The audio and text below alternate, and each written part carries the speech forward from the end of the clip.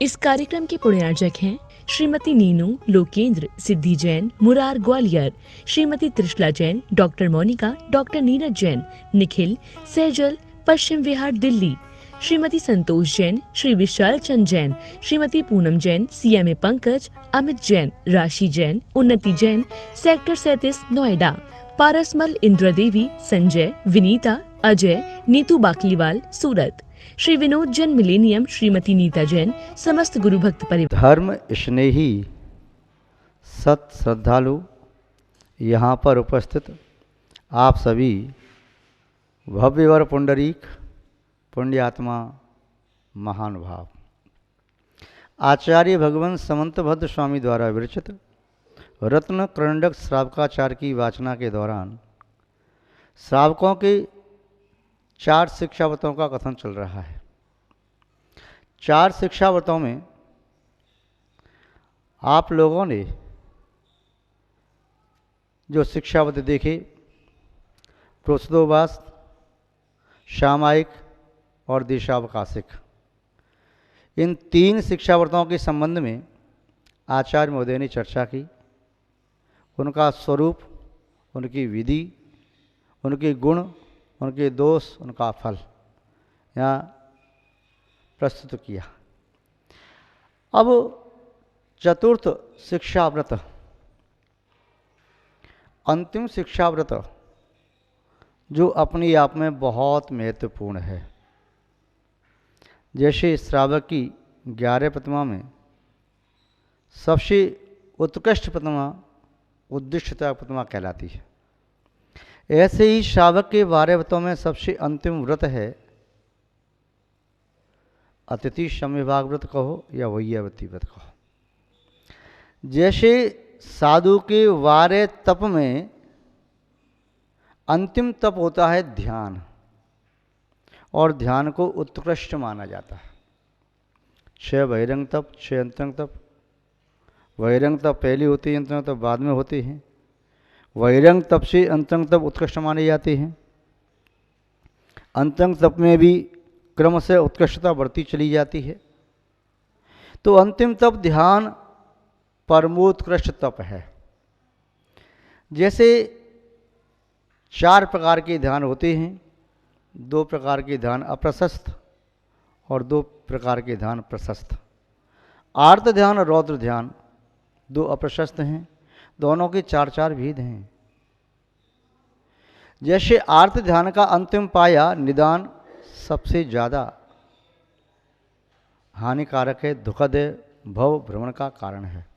रौद्र ध्यान का अंतिम ध्यान परिग्रह संरचनानंदी नाम का रौद्र ध्यान है, वह सबसे ज़्यादा दुखद है। धर्म ध्यान का अंतिम पाया संस्थान विषय नाम का धर्म ध्यान उत्कृष्ट है। 3 ध्यान सामान्य धर्मात्मा प्राप्त करता है, चौथे को उत्कृष्ट। ऐसे ही 4 प्रकार के सुख ध्यान का अंतिम पाया अयोग केवली अवस्था में ही प्राप्त होता है, वह उत्कृष्ट है। इसी तरह से 4 शिक्षाव्रतों में कहो या श्रावक के 12 व्रतों में कहो, अंतिम जो 12वां व्रत है अपने आप में उत्कृष्ट है। जैसे 10 धर्मों में जहाँ धर्म के 10 लक्षण देखते ही, वहाँ पर अंतिम लक्षण, अंतिम धर्म उत्तम ब्रह्मचर्य धर्म होता है, सबसे उत्कृष्ट होता है। 16 कारण भावना में अंतिम भावना वात्सल्य भावना। संयुक्त के 8 अंगों में अंतिम अंग जिन शासन की प्रभावना उत्कृष्ट है। ऐसे ही ये श्रावक का, श्राविका का शिक्षाव्रत, अंतिम शिक्षाव्रत, चतुर्थ शिक्षाव्रत या 12वें नंबर का व्रत, ये व्रत वैयावृत्ति है। अतिथि समविभाग भी इसका नाम कह सकते हैं। इसका स्वरूप क्या है, किसे कहते हैं वैयावृत्ति? आचार्य समंतभद्र स्वामी वैयावृत्ति के मायने क्या बताना चाहते हैं? सेवा या दान या किसी प्रकार का सहयोग या उपकार या भक्ति, पूजा, अर्चना या पाद आदि मर्दन। आचार्य समंतभट्ट स्वामी के शब्दों में, भावनाओं में, उनके चिंतन में या भगवान महावीर स्वामी की वाणी में वैयावृत्ति का आशय क्या है? देखते हैं अभी पूज्य आचार्य श्री समंतभट्ट स्वामी के शब्दों में आचार्य महोदय यहाँ बता रहे हैं, दानव वैयावृत्तिम धर्माय तपो धनाय गुण निधि अनपेक्षितोपचारो प्रक्रिय मग्राह्य विभवीनो। दानव वैयावृत्तिम, दान देना भी वैयावृत्ति है। दान का अर्थ क्या होता है? जिन शासन में दान किसे कहते हैं, दान क्यों दिया जाता है, दान की विधि क्या है, दान के गुण क्या हैं, दान के दोष क्या हैं, दान के अतिचार क्या हैं, दान देने वाला दाता कैसा हो, उसके सामान्य गुण क्या हैं, विशेष गुण क्या हैं, भक्ति कौन कौन सी करना चाहिए, इन सब बातों का परिज्ञान होना परम आवश्यक है। यदि इन सब बातों का परिज्ञान हो, उसके उपरांत यदि दान दिया जाता है, तब निस्संदेह वह दान वैयावृत्ति में आता है। दान वैयावृत्ति। किंतु पहले प्रश्न आचार्य समंतभट्ट स्वामी ने किया, दान का अर्थ सामान्य होगा देना। किसके द्वारा देना, दिया जाना, और किसको दिया जाना, दोनों को समझना है। जो देता है वह दाता कहलाता है, जिसको दिया जाता है वह पात्र कहलाता है। जो सुपात्र है, सत्पात्र है, उसे दान दिया जाता है। जो देने वाला है वह दाता कहलाता है। दानो वैयावृत्तिम, दान देना वैयावृत्ति है। दान देना वैयावृत्ति है। कैसा दान? जिन शासन में नवदा भक्ति पूर्वक ही दान दिया जाता है वही दान मान्य है। जिस दान में दाता अपना अंतरंग समर्पित नहीं करता है, चित्त की विशुद्धि के बिना दान देता है, वह दान पूर्ण सार्थक नहीं होता। दान देते समय इसलिए दाता के लिए कहा, दाता मन शुद्धि, वचन शुद्धि, काया शुद्धि और देय वस्तु है वह शुद्ध होना चाहिए। ये 4 प्रकार की शुद्धि के साथ दान दे। और जिसको दे रहा है आदरपूर्वक से बुलाए, परगाहन, उसको जब आए उच्च आसन देना, उसका पाद प्रक्षालन करना, उसकी अर्चना करना, पूजा करना, भक्ति करना, स्तुति करना और उसको नमस्कार करना। ये 5 भक्ति और 4 भक्ति वे दान संबंधी, मन शुद्धि, वचन शुद्धि, काया शुद्धि, आचरण शुद्धि, ये 4 और 5 9, इन नवदा भक्ति के साथ ही जो दान दिया जाता है वही दान धर्म की कोटि में आता है, वही दान वैयावृत्ति की श्रेणी में आता है। तो दान ऐसे नहीं है कि चाहे कोई व्यक्ति दे रहा है, कटु वचन बोल के दे रहा, ये सब बातें आगे आएंगी। अभी संक्षेप में देखें कि दान दिया जाए तो दाता वे श्रावक व श्राविका हो। श्रावक का अर्थ श्रद्धावान, विवेकवान, क्रियावान। उसकी सहधर्मिणी श्राविका, वह भी इसी के अनुरूप श्रद्धावान, विवेकवान और क्रियावान हो। अब वो जो दाता देने वाला है उसके सामान्य 7 गुण होते हैं, श्रद्धा, भक्ति, तुष्टि, अलुता, क्षमा, सत्य, विवेक। इन 7 गुणों से मंडित होकर के देता है। उसके विशेष 21 गुण भी होते हैं, उनसे मंडित होता है। उसके 5 आभूषण होते हैं, उन्हें ग्रहण करके, उनको धारण करके देता है। भी आभूषण ऐसा नहीं कि गले में चैन हो या कानों में कुंडल हो या हाथ में एक बाजूबंद हो, ये नहीं। भी आभूषण अलग होते हैं। आदरपूर्वक दान देना, मिष्ट वचन बोल के दान देना, समय पर दान देना, आनंद पूर्वक दान देना, दान दे करके अभाग्य मानना, अहो दाता हो पात्र। क्या आनंद आता है जब वो दाता 5 प्रकार के भूषणों से युक्त होकर के दान देता है, तब देवों के द्वारा 5 प्रकार का आश्चर्य होता है, जैसे पंचाश्चर्य कहते हैं। गंधोदक की वृष्टि होना, रत्नों की वृष्टि होना, पुष्प वृष्टि होना, मंद सुगंध शीतल वयार का चलना, आकाश से देवों के द्वारा जय घोष होना, दाता धन्य है, पात्र धन्य है, इस प्रकार के आश्चर्य देवों के द्वारा किए जाते हैं। वे दाता नवदा भक्ति करता है, मन वचन काय की शुद्धि कृत कार्य अनुमोदना पूर्वक। मन स्वयं का भी शुद्ध है और दूसरे वाले मन को अशुद्ध नहीं कर रहा है, और शुद्ध मन की अनुमोदना कर रहा है। मन कृतकार्य से शुद्ध है, अनुमोदना से शुद्ध है, वचन कृतकार्य तो अनुमोदना से शुद्ध है, और शरीर भी, यहाँ तक आहार सामग्री शुद्ध है। ये त्रिविध शुद्धि त्रिकोटि से करके तो नवकोटि की शुद्धि नवदा भक्ति है। तो दानव वैया वृत्तिम, वे दान, कौन सा दान? स्वस्याति सर्गो दानम, अनुग्रहार्थम। किसके लिए? अनुग्रहार्थम, अनुग्रह करने के लिए, उपकार करने के लिए। स्वस्याति सर्गो, स्वस्य अतिसर्ग, अपने धन का अतिसर्ग त्याग करना, वह दान कहलाता है। महानुभाव, दान के लिए वस्तु कैसी हो? शुद्ध हो, शुद्ध साधन से उत्पन्न हो, शुद्ध कारण से उत्पन्न हुई हो और शुद्धि का कारण बने। वह दीय वस्तु संयमी साधक की साधना में साधक हो, स्वाध्याय की वृद्धि, ध्यान की वृद्धि, तप की वृद्धि, ज्ञान की वृद्धि करने वाली हो, प्रमाद की हारक हो, वे आहार आदि दान औषधि रूप काम करने वाला हो, तो दान वही अवति होता है। धर्म आत्मा का स्वभाव है, तो सतपात्र जो है जीवंत, वह धर्म मूर्ति हो, उसके लिए दान दिया जाना।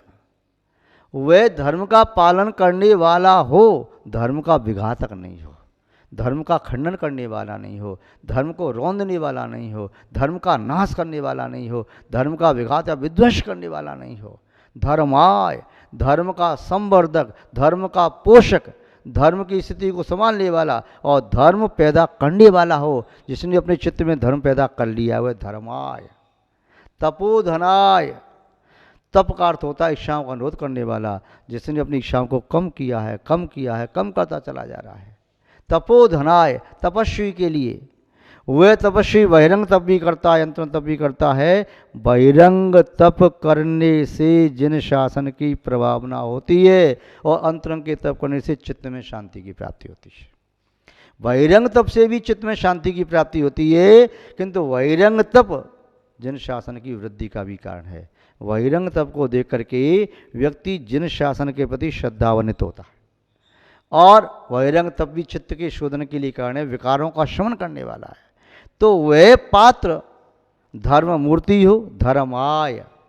तपोधनाय, तपस्वी हो, इच्छाओं का जिसके पास नियंत्रण हो, बेलगाम निस्सीम इच्छाएं न हो, इच्छाओं को कम करता चला जा रहा है, कम करता चला जा रहा है। बस कर्मोदय से जो प्राप्त हुआ उसमें समता भाव, संसार की वांछा नहीं है, वांछा केवल एक ही है, सकल कर्म क्षार्थम। कर्म क्षार्थम तप्यते तपः, वह तप मूर्ति कर्म के क्षय के लिए साधना करने वाला हो, इच्छाओं को रोध करने वाला हो। तपोनिधाय, तपोधनाय, तप ही उसका धन है, धर्म ही उसका प्राण है, धर्म ही उसकी प्राण वायु है। गुण निधि, और उसके पास गुण रूपी निधि हो। आप श्रावक अपनी निधि मानते हैं, मेरे पास अब इतना सोना रखा है, चांदी रखी है, इतना बैंक में बैलेंस है, इतने नोट हैं, ये अपनी निधि मानते हो, इतनी रत्न हैं। किंतु पात्र वह कहलाता है जिसके पास गुणों की निधि हो, गुणों की राशि हो, जो गुणों का स्वामी हो, जिसके पास अकूत असीम प्रचुर मात्रा में गुणों का भंडार है। कौन से गुण? चैतन्य, चिन्मय गुण, बाहर के नहीं। चैतन्य रत्न, चिन्मय रत्न जो गुण के स्वरूप में है, उसकी निधि का जो स्वामी है वह कौन हो सकता है? अग्रहाय, जिसने ग्रह आदि परिग्रह का त्याग कर दिया है, जो सर्व प्रकार के परिग्रह से रहित हैं, शरीर पर एक कोपीन तक भी धारण नहीं करता, सब परिग्रह का त्याग करके यथाजात दिगंबर, प्राणी मात्र के कल्याण की जो भावना भाई, अपने कर्मों का क्षय करने के लिए तपस्या में संलग्न रहे, गृह परिवार आदि का जो त्यागी हो, वह पात्र है, वह सुपात्र है, वह सतपात्र है। उसके लिए दान देने की बात कही, उसी दान के लिए वैयावती आचार्य महोदय कह रहे हैं। तो आचार्य महोदय कह रहे हैं, दानम वैयावृत्यम धर्माय, दान देना भी वैयावृत्ति है। कैसे दान देना? धर्म के लिए, धर्म मूर्ति के लिए, धर्म के आयतन के लिए। तपोधनाय, या जीवन तपस्वी के लिए, तप की अवृद्धि के लिए। गुण निधि, गुणों की राशि इसके अंदर विद्यमान है उसके लिए। और अग्रहाय, गृह आदि का सब त्यागी उसके लिए। और कैसे देना चाहिए? अनपेक्षितोपचारो पक्रिय। अनपेक्ष, अनपेक्ष माने किसी भी उपेक्षा अपेक्षा से रहित होकर के। और अनपेक्षितोपचारो पक्रिय, उपक्रिय, प्रत्युपकार की इच्छा से रहित होकर के। मन में कोई ऐसा नहीं कि मैंने मुनि महाराज को आहार आदि दान दिया, मुनि महाराज मुझे ऐसा आशीर्वाद देने से मेरा व्यापार चले, ऐसा आशीर्वाद दे मेरा रोग ठीक हो जाए, मैंने आहार दिया है ना तो मुझे ऐसा दे दें कि मेरे जीवन में कुछ चमत्कार हो जाए। नहीं, गृहस्थ को कभी भी प्रत्युपकार की भावना से नहीं, निस्वार्थ भावना से, बिना किसी अपेक्षा के दान देना चाहिए। प्रत्युपकार की भावना के बिना बस उसका ये है कि दान दिया, दाएं हाथ से दे तो बाएं हाथ को भी मालूम न चले, ऐसे दान दे। विभवेन, कैसे देना है? अपने विभव के द्वारा, अपने धन आदि को खर्च करके, वैभव को, संपत्ति को खर्च करके अपनी सामर्थ्य के अनुसार देना चाहिए, शक्ति के अनुसार देना चाहिए। 3 विशेषता दी गृहस्थ के लिए। यानी वह दान दे तो दान के पीछे कोई अपेक्षा न रखे, अरे मैंने तो इसलिए आहार कराया था महाराज जी का जिससे महाराज जी सबको आशीर्वाद देते हैं और सबको फलीभूत होते हैं, तो मुझे भी आशीर्वाद मिल जाए, मेरा भी काम सिद्ध हो जाए। अरे मैंने इसलिए दे दिया था जिससे महाराज जी मेरा कोई काम सिद्ध करा दें, मैंने ऐसे दान दिया था। तो कोई भी प्रत्युपकार की भावना न हो और कोई भी मन में अपेक्षा नहीं होना चाहिए किसी भी प्रकार की। केवल अपेक्षा यदि हो तो केवल यही, ये धर्म मूर्ति हैं, इनके कर कमल पर रखा गया एक ग्रास भी मेरे लिए परंपरा से मोक्ष का कारण बनेगा। दानम पारंपरिक मुक्ति कारणम, आचार्य चामुंडराज ने 4 साल में लिखा। दान परंपरा से मुक्ति कारण बनता है। और अगली बात कह रहे हैं विभवेन, अपनी शक्ति को छुपाए नहीं, अपनी शक्ति का पूर्णतया उपयोग करते हुए उसे दान देना चाहिए, तभी वास्तव में दान वही अवृत्ति है, धर्म की कोटि में आता है। आप सभी विवेकी श्रावक श्राविका हैं, अपनी शक्ति अनुसार इसमें प्रवृत्ति करें, इस व्रत को पालन करने की आप भावना भाएं और स्वीकार करें। आज बस इतना ही, शेष बाद में। जय बोलिए श्री शांतनाथ भगवान की, परम पूज्य आचार्य गुरुदेव श्री विद्यानंद महाराज की, अहिंसामय विश्व धर्म की।